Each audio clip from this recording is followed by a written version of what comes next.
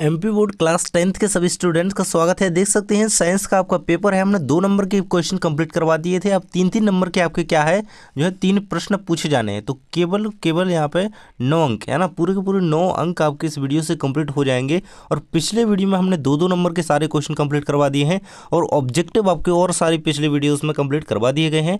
Video जाकर के देख लेना। और ये 3-3 नंबर के क्वेश्चन का वीडियो है, ये सारे क्वेश्चन 3 नंबर के जरूर से कंप्लीट कर लेना है। देखिए सबसे पहले आप देख सकते हैं प्रश्न दिया गया है, वायु में जलाने से पहले मैग्नीशियम रिबन को साफ क्यों किया जाता है। देखिए 2 नंबर और या 3 नंबर में ये क्वेश्चन बन सकता है। देखिए बहुत ही ज़्यादा इंपॉर्टेंट क्वेश्चन है, लगभग हर बार ये बोर्ड परीक्षा में पूछा जाता है।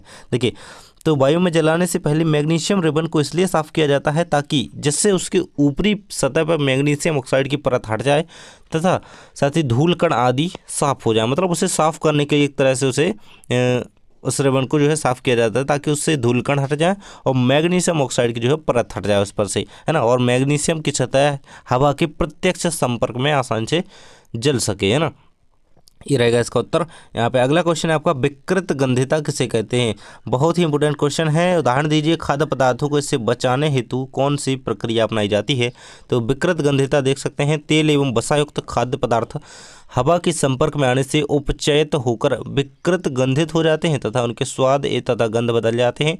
इस प्रक्रिया को विकृत गंधिता कहते हैं। खाद्य पदार्थों को विकृत गंधिता से बचाने हेतु उन्हें नाइट्रोजन से प्रभावित किया जाता है ना। इसका उदाहरण क्या है, देखिए विकृत गंधित होने से खाद्य पदार्थों को अगर बचाने के लिए तो क्या नाइट्रोजन से प्रभावित किया जाता है। तो ये ऑब्जेक्टिव में भी आप इसे याद रखें कि खाद्य पदार्थों को विकृत गंधिता से बचाने के लिए किससे प्रभावित किया जाता है, खाली स्थान किससे प्रभावित किया जाता है। तो नाइट्रोजन आंसर आपको याद रखना है ना। तो ये आपका यहाँ पे नाइट्रोजन इसका उत्तर यहाँ पे याद रखेंगे। और हर प्रकार से क्वेश्चन को देखिए। उदाहरण रहेगा, वसा एवं तेल युक्त पदार्थ जैसे नमकीन, चिप्स आदि लंबी अवधि तक रखने के लिए। देखिए जो हम चिप्स खरीदते हैं, नमकीन पैकेट्स में आते हैं, नमकीन है ना, चिप्स हो गए, तो ये अंदर विकृत गंधित क्यों नहीं होते हैं ना। खराब होने का इनका डर रहता है, लेकिन इनमें क्या है, नाइट्रोजन गैस भरी जाती है उस चिप्स के पैकेट में ताकि वो विकृत गंधित ना हो और ख़राब ना हो, है ना। यहाँ पे अवधि, लंबी अवधि तक अगर इसी प्रकार वो पॉलीथीन में बंद रहेंगे नमकीन चिप्स आदि, उस तो विकृत गंधिता के कारण जो है ख़राब हो जाते तथा उनके स्वाद एवं गंध बदल जाते हैं। और यही स्वाद और गंध ना बदलें और ख़राब ना हो, इसीलिए उसे नाइट्रोजन से जो है प्रभावित किया जाता है।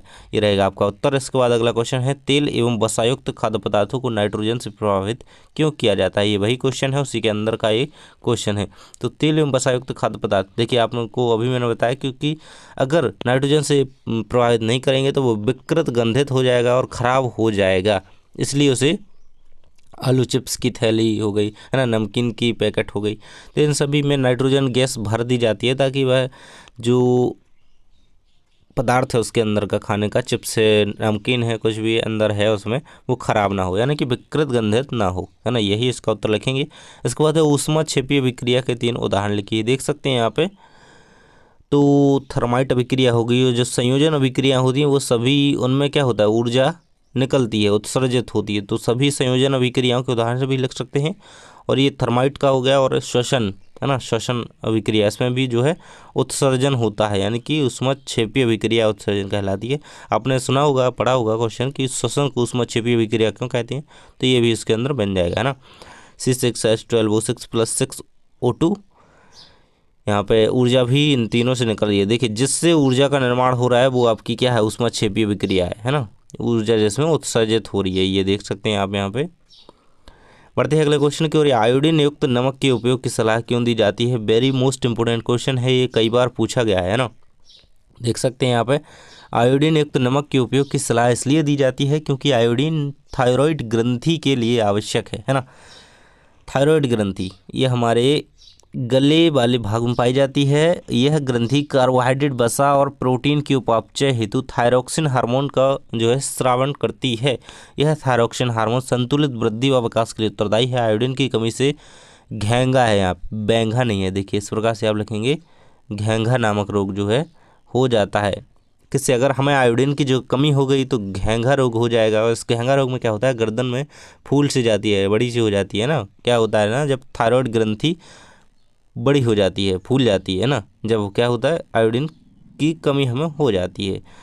थायरॉक्सिन ग्रंथि से क्या थायराइड ग्रंथि से थायरॉक्सिन हार्मोन का स्रावन होता है, याद रखिएगा। थायराइड ग्रंथि से थायरॉक्सिन हार्मोन का जो है स्रावन होता है, ये पॉइंट याद रखेंगे। हर एक तरफ से क्वेश्चन देखना है। स्वच्छ आकाश का रंग नीला क्यों होता है? तो वायुमंडल की वायु के अणु तथा अन्य सूक्ष्म कण नीले प्रकाश का अधिक प्रबलता से प्रकीर्णन करते हैं, जिसके कारण प्रकीर्णित नीला प्रकाश हमें आकाश से आता हुआ प्रतीत होता है, इसलिए स्वच्छ आकाश नीले रंग का दिखाई देता है। इसका जो मेन पॉइंट है इसमें कहा जाए कि नीले प्रकाश का अधिक प्रबलता से, है ना, नीले सूक्ष्म कण होता है जो वायु के अणु तथा अन्य सूक्ष्म कण नीले प्रकाश का अधिक प्रबलता से प्रकीर्णन करते हैं ना, कि नीले कलर का अन्य कलर्स की अपेक्षा अधिक जो है प्रकीर्णन होता है, इसलिए हमें आकाश नीला दिखाई देता है। ये रहेगा उत्तर। इसके बाद है आपका एक क्वेश्चन रिपीट हो गया, कोई नहीं, आगे बढ़ लेते हैं। आपका अगला क्वेश्चन है, जब लोहे की कील को कॉपर सल्फेट के विलयन में डुबोया जाता है तो विलयन का रंग क्यों बदल जाता है? देख ही सकते हैं यहाँ पे आंसर दिया गया है। जब लोहे की कील को कॉपर सल्फेट CuSO4, ये हो गया कॉपर सल्फेट, है ना, कि विलयन में डुबोया जाता है तो विस्थापन अभिक्रिया होती है, जिसके कारण विलयन का नीला रंग हल्का हो जाता है। क्योंकि लोहा Fe कॉपर से अधिक अभिक्रियाशील है, इसलिए लोहे द्वारा कॉपर के विस्थापन के कारण आयरन सल्फेट का निर्माण होता है। ये रहेगा इसका उत्तर। इसके बाद विस्थापन एवं द्विविस्थापन समझाइए। तो विस्थापन देख सकते हैं और ये द्विविस्थापन देखिए। तो ऐसे तो दोनों साथ में नहीं आएंगे कि इन दोनों को समझाइए। कोई अभिक्रिया उदाहरण शायद अच्छी तरीके से कर लेना। देख सकते हैं, वह अभिक्रिया जिसमें एक अपेक्षाकृत अधिक अभिक्रियाशील तत्व अणु या आयन अपने से कम अभिक्रियाशील तत्व अणु या आयन को विस्थापित कर देता है, उसे विस्थापन अभिक्रिया कहते हैं। तो zinc plus CuSO4 copper sulphate से क्या यहाँ पे बन रहा है?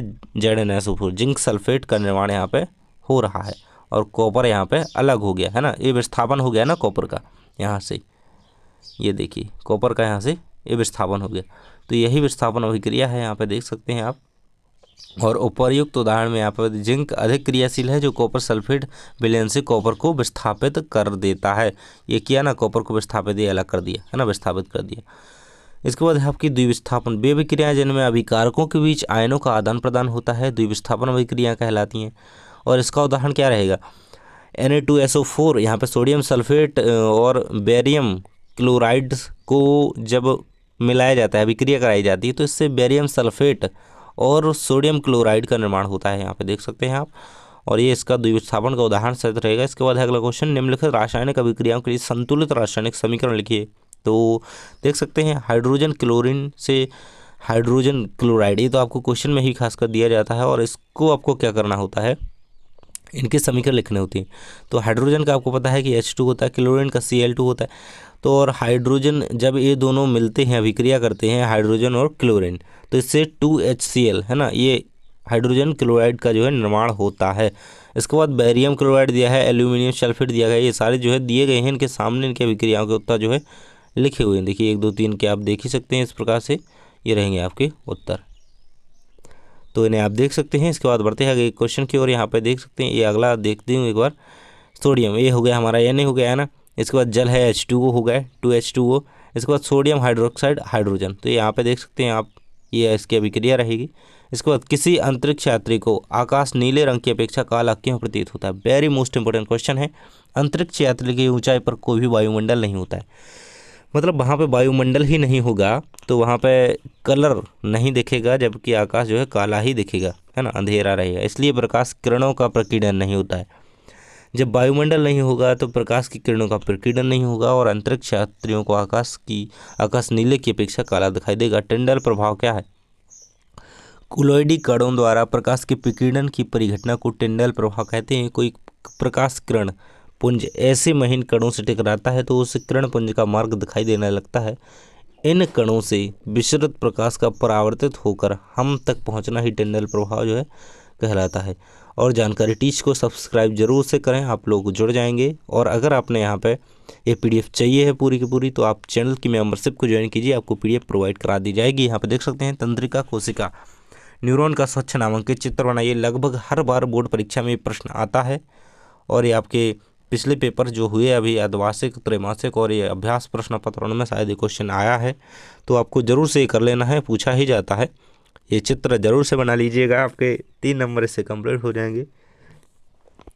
इसमें कोशिका काय होते हैं, डेंड्रॉन्स होते हैं, न्यूक्लियस होता है और ये अंतिम सिरा इसका होता है जो कि पूंछ जैसे हम बोल सकते हैं, टेल नीचे की ओर। आगे बढ़ते हैं। अगला क्वेश्चन आपका, मानव मस्तिष्क का स्वच्छ नामांकित चित्र बनाइए। तो दिया गया है मानव मस्तिष्क का चित्र, इसके सभी भागों के बारे में बताया गया है। मानव मस्तिष्क में मेनली यहाँ पे जो भाग होते हैं, तो ऊपर वाले भाग को यहाँ पे प्रामस्तिष्क कहते हैं, आगे के भाग को अग्र मस्तिष्क, अग्र मतलब आगे, तो आगे के भाग को अग्र मस्तिष्क, और मध्य मस्तिष्क जो है बीच में सेंटर में जो मटेरियल है उसे मध्य मस्तिष्क कहा जाता है, और नीचे नीचे की ओर मतलब गर्दन की ओर वो पश्चिम मस्तिष्क के नाम से यहाँ पे जाना जाता है। तो ये आपका यहाँ पे मस्तिष्क इस प्रकार से रहेगा। इसमें मेरुरज्जु और हाइपोथैलेमस पीयूष ग्रंथि हमारे मस्तिष्क में ही पाई जाती है। ये सारा इसमें आप लिख देंगे। इसके बाद अगला क्वेश्चन है आपका, तारे क्यों टिमटिमाते हैं? गर्म और ठंडी हवाओं के कारण पृथ्वी के वायुमंडल का अपवर्तनांक लगातार परिवर्तित होता रहता है, क्योंकि पृथ्वी का जो है मौसम हमेशा एक जैसा नहीं रहता, कभी गर्म तो कभी ठंडी हवाएं चलती हैं, और वायुमंडल में जब ये परिवर्तन होता है उससे क्या होता है, अपवर्तनांक लगातार बदलता है। जब मौसम बदलेगा तो अपवर्तनांक भी चेंज होगा, और तारों से आने वाली प्रकाश किरणों का इस वायुमंडल से होकर आना होता है, इसलिए प्रकाश का लगातार अपवर्तन होते रहने के कारण प्रकाश की किरणों की दिशा बदलती रहती है। इस कारण प्रकाश की किरणें जो है निरीक्षक की आंखों तक अनियमित रूप से आती हैं। इसके कारण तारों की आभासी स्थिति बदलती रहती है और तारे जो है टिमटिमाते नजर आते हैं। इसके बाद हार्मोन्स के नाम दिए गए हैं। ये पादप हार्मोन्स होते हैं, जिबरेलिन, साइटोकाइनिन, ऑक्सिन। बहुत ही इंपॉर्टेंट क्वेश्चन है ये, ऑक्सिन, जिबरेलिन, साइटोकाइनिन। देखिए वैसे अगर 2 नंबर में क्वेश्चन इसका आएगा तो केवल इतना पूछ लिया जाएगा, निम्नलिखित नहीं, केवल आएगा आपको पादप हार्मोन्स के नाम लिखिए। ऐसे क्वेश्चन आ गया तो आपको ये तीनों याद रखने हैं। और ऑब्जेक्टिव में भी याद रखिएगा कि ऑप्शन में दे दिया, बहुत सारे हार्मोन्स के नाम दे दिया, उनमें से एक हार्मोन साइटोकाइनिन भी दे दिया, और कह दिया कि पादप हार्मोन निम्न में पादप हार्मोन है, तो साइटोकाइनिन उत्तर लगाएंगे, है ना। तो ये साइटोकाइनिन, ऑक्सिन हो गया, जिब्रेलिन, इनमें से कोई भी एक ऑप्शन हो गया। और पादप हार्मोन का नाम पूछा गया है तो आपको इनमें से ही लगाना है। ये रहेंगे इनके नाम, याद रख लीजिए। इसके बाद ऑक्सिन क्या करता है? यह हार्मोन अग्रस्थ कलिकाओं, तने के शीर्ष एवं बीज के भ्रूण से स्रावित होता है। इसका कार्य है यह कोशिका विभाजन और कोशिका के दीर्घीकरण के लिए महत्वपूर्ण होता है। तो ऑक्सिन हार्मोन जो है कोशिका विभाजन में मदद करता है और कोशिका को जो है वृद्धि करने में मदद करता है। जिब्रेलिन क्या करता है? बीज शीघ्र ही अंकुरण प्रारंभ करते हैं, बौने पौधों की लंबाई में वृद्धि हो जाती है। देखिए जिब्रेलिन हार्मोन पौधे की वृद्धि के लिए उत्तरदायी है, लंबाई के लिए, है ना, लेंथ उसकी बड़े। साइटोकाइनिन ये ऑक्सिन के साथ मिलकर पौधों में कोशिका विभाजन को जो है प्रेरित करता है ना। ये कोशिका विभाजन के लिए 2 हार्मोन उत्तरदायी होते हैं, साइटोकाइनिन और ऑक्सिन। ये दोनों साथ मिलकर के कोशिका विभाजन को प्रेरित करते हैं, उत्तेजित करते हैं, और ये रहेगा। इसके बाद है मानव नेत्र का नामांकित चित्र बनाइए। इस प्रकार से आपको इसका डायग्राम बनाना है। बहुत ही ज़्यादा इंपॉर्टेंट क्वेश्चन है, डायग्राम के हिसाब से देखा जाए तो। देखिए ये रहेगा आपका उत्तर सामने। इसमें जो जो पार्ट होते हैं तो वो आप यहाँ पे लिखते हुए चलेंगे। और ये क्रिस्टलीय लेंस रहेगा आपका, पुतली, परितारिका, स्वच्छमंडल, कॉर्निया, है ना। तो ये रहेगा दृष्टि पटल यानी कि रेटिना, ये पीछे की ओर यहाँ पे जिस पे प्रतिबिंब बनता है। ये रहेगा इसका कंप्लीट आंसर। इसके बाद आपका अगला क्वेश्चन नीचे दिया गया है, आयोडीन युक्त नमक के उपयोग की सलाह क्यों दी जाती है? तो ये क्वेश्चन हम कंप्लीट कर चुके हैं, फिर से यहाँ पर रिपीट हो चुका है। इसके बाद है आपका अगला क्वेश्चन, मानव हृदय का नामांकित जो है चित्र बनाइए। तो देख सकते हैं ये आंसर दिया गया है, मानव हृदय का काट दृश्य क्या रहेगा, इसमें क्या क्या जो है पाया जाता है वो सारा आपको एक बार पढ़ लेना है। और इस प्रकार से 2-3 बार आप डायग्राम बनाएंगे तो आसानी से आप यहाँ पे बना करके आ जाएंगे। देखिए मेनली इसमें 4 भाग होते हैं, दायां अलिंद, दायां निलय, बायां अलिंद और बायां निलय। ये 4 पार्ट होते हैं मानव हृदय में। और महाधमनी, फुफ्फुस, धमनियाँ, सिराएँ, ये सारी इसमें पाई जाती हैं। इसके बाद है पुष्प की अनुदैर्घ्य काट का। देखिए कई बार एक क्वेश्चन 5 नंबर में भी पूछा जाता था। पहले 5 नंबर का जब क्वेश्चन आता था तो ये क्वेश्चन जो है 5 नंबर में पूछा जाता था, लेकिन अब 3 नंबर के रूप में आपको इसे तैयार करके रखना है। और ये रहेगा आपका बहुत ही ज़्यादा इंपॉर्टेंट क्वेश्चन है, कई बार बोर्ड परीक्षा में ये आया है। पुष्प की जो है अनुदैर्घ्य काट का ये नामांकित चित्र है। पुष्प में मेनली यहाँ पे जो 2 भाग होते हैं, देखिए पुंकेसर होता है जो कि नर भाग होता है, और स्त्री केसर ये मादा भाग होता है पुष्प का। तो वर्तिकाग्र, वर्तिका, अंडाशय, इसमें अंडाशय जो है यहाँ पे ये पाया जाता है, ये बीजांड यहीं पे बनता है। और ये दल हो गया, पंखुड़ियाँ हो गई, जो दल हो गई जो बाहर की ओर पाई जाती हैं। इस प्रकार से आपने पुष्प में ही देखेंगे बाह्य दलपुंज जो नीचे की ओर पत्ते लटके होते हैं ना, ये बाह्य दलपुंज कहलाती हैं। दल कहलाते हैं जो ऊपर की ओर पंखुड़ियाँ आदि हो गई फूलों की।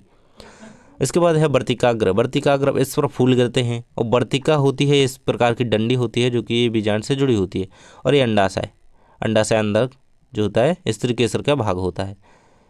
तो ये रहेगी कुछ पुष्प के अनुदैर्घ्य काट, इसे अच्छी तरीके से कंप्लीट करेंगे। इसके बाद अगला क्वेश्चन आपका दिया गया है, ब्रायोफिल्म में कायक प्रवर्धन किस प्रकार से होता है। तो ब्रायोफिल्म अजूबा में कायक या वर्धी लिखा है ना, वर्धी प्रजनन होता है। इस विधि में पत्तियां अपने ऊपर अपस्थानिक कलिकाएं तथा जड़ें उत्पन्न कर अनुकूल परिस्थितियों में जनन करती हैं तथा किनारे की पर उपस्थानिक जड़ें नए पौधों को जन्म देती हैं। देखिए आपने ब्रायोफिल्म की पत्तियां देखी होंगी, कुछ इस प्रकार से पाई जाती है ना, ये ऐसे ऐसे इस प्रकार से पाई जाती हैं, और ये पत्ती होती है इसकी।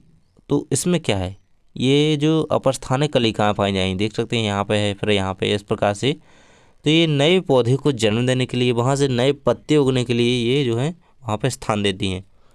अनुकूलन परिस्थितियों में से ही इसका जनन होता है आगे। इसके बाद लैंगिक जनन किसे कहते हैं। इस जनन विधि में जीवों में विशिष्ट प्रकार की जनन कोशिकाओं का जो निर्माण होता है। इन जनन कोशिकाओं को युग्मक कहते हैं। युग्मक 2 प्रकार के होते हैं, नर एवं मादा युग्मक। इन दोनों युग्मकों के संयोजन से जायगोट का निर्माण होता है। युग्मनज नई संतति को उत्पन्न करता है। अधिकांश उच्च श्रेणी के पादप एवं प्राणियों में लैंगिक जनन प्रजनन की मुख्य विधि होती है, और लैंगिक जनन से उत्पन्न संतति में विकास की अधिक संभावना जो होती है। ये रहेगा इसका उत्तर। इसके बाद है पादप हार्मोन क्या है, उदाहरण से लिखे। देखिए वही हमने नाम देखे थे, साइटोकाइनिन, ऑक्सिन, जिबरेलिन, यही पादप हार्मोन्स के नाम हैं। उदाहरण ये इनके हो जाते हैं, और यहाँ पे इसके बारे में बताएंगे। विशिष्ट प्रकार के रासायनिक पदार्थ जो पादपों के विशिष्ट भागों या कोशिकाओं द्वारा स्रावित होते हैं और विशिष्ट प्रकार की कोशिकाओं को क्रियाशीलता या कार्यशीलता को प्रभावित करते हैं तथा विविध क्रियाओं का नियंत्रण एवं समन्वय करते हैं, पादप हार्मोन कहलाते हैं। उदाहरण दिया गया है आपका, साइटोकाइनिन भी इसमें जोड़ लेंगे, कोई दिक्कत नहीं है, ये दोनों दिए गए हैं, तीनों हार्मोन हैं वो। इसके बाद है खाद्य जाल एवं खाद्य श्रृंखला में अंतर लिखिए। तो खाद्य श्रृंखला और खाद्य जाल दोनों को एक तरफ दिया गया है, दो अंतर यहाँ पर बताए गए हैं, देख सकते हैं। यहाँ पे खाद्य श्रृंखला देखें तो यह जीवों की एक श्रृंखला होती है जो एक दूसरे से भरण पोषण प्राप्त करते हैं। और खाद्य जाल क्या होता है, किसी क्षेत्र में एक साथ कई खाद्य श्रृंखलाएं उपस्थित होती हैं। ये खाद्य श्रृंखलाएं आपस में जुड़कर एक जाल बनाती हैं, इसे खाद्य जाल कहते हैं। यानी कि खाद्य श्रृंखला से मिलकर जो बनता है उसे खाद्य जाल कहते हैं, है ना। कई श्रृंखलाएं जब एक साथ मिलकर के एक जाल बनाती हैं उसे खाद्य जाल कहते हैं, है ना। खाद्य श्रृंखला से खाद्य जाल का निर्माण होता है सीधी। इससे उच्च पोषी स्तर के सदस्य निम्न पोषी स्तर वाले केवल एक जीव को खाते हैं। देखिए ऊपर से नीचे की ओर चलेगी, मतलब एक बड़े जीव उच्च पोषी स्तर के जीव से निम्न पोषी स्तर के जीव की ओर जो है ये चलेगी श्रृंखला, है ना। इस प्रकार से इसका नियमन होगा। फिर इसके बाद है आपका यहाँ पे, इसमें उच्च पोषी स्तर के सदस्य निम्न पोषी स्तर के विभिन्न जीवों के भरण पोषण से प्राप्त करते हैं। देखिए मतलब इसमें क्या होता है, खाद्य जाल में नीचे से मतलब छोटे जीवों से बड़े जीव जो है भोजन प्राप्त करते हैं, छोटे से बड़े। और इसमें क्या होता है, इसमें उच्च पोषी स्तर से निम्न पोषी स्तर के जीव जो है भोजन लेते हैं। इसमें उल्टा होता है, इसमें बड़ों से छोटे के लिए भोजन जा रहा है और इसमें छोटे से बड़े के लिए भोजन प्राप्त हो रहा है। तो ये रहेगा इसमें अंतर। इसके बाद अगला क्वेश्चन, लेंस, उस लेंस की फोकस दूरी ज्ञात कीजिए जिसकी क्षमता -2.0 डायोप्टर है। यह किस प्रकार का लेंस है। तो लेंस की क्षमता हमें दी ही गई है, आप देख सकते हैं यहाँ पे -2.0 डायोप्टर, डी डायोप्टर यहाँ पे लेंस की क्षमता। अगर ये ऑब्जेक्ट में पूछा जाए कि लेंस की क्षमता क्या है तो डायोप्टर आप आंसर लिखेंगे। लेंस की क्षमता यहाँ पे इसका सूत्र होता है P/1/F, इसमें ये आप मान रखेंगे। तो इसके बाद आपका -0.50 मीटर आपका यहाँ पे आंसर आ जाएगा। तो ये आपका आंसर इसका लिखा हुआ है। इसके बाद देख सकते हैं आपके इतने सारे क्वेश्चन कंप्लीट हुए। तो चैनल को सब्सक्राइब जरूर से कर लें ताकि आपको सामाजिक विज्ञान के लिए इसी प्रकार से वीडियो मिल सके और 4 नंबर के क्वेश्चन का वीडियो मिल सके। और साथ ही आपको 2-2 नंबर के क्वेश्चन का वीडियो देखना है तो चैनल पर डल चुका है, जाकर के देख लीजिए। साथ ही 1-1 नंबर के यानी कि जो ऑब्जेक्टिव आपके होते हैं जाकर के वीडियो देख लीजिए, सभी डल चुका है। जल्दी ही 4 नंबर के क्वेश्चन का वीडियो आएगा। थैंक्स फॉर वॉचिंग, मिलते हैं नेक्स्ट वीडियो में।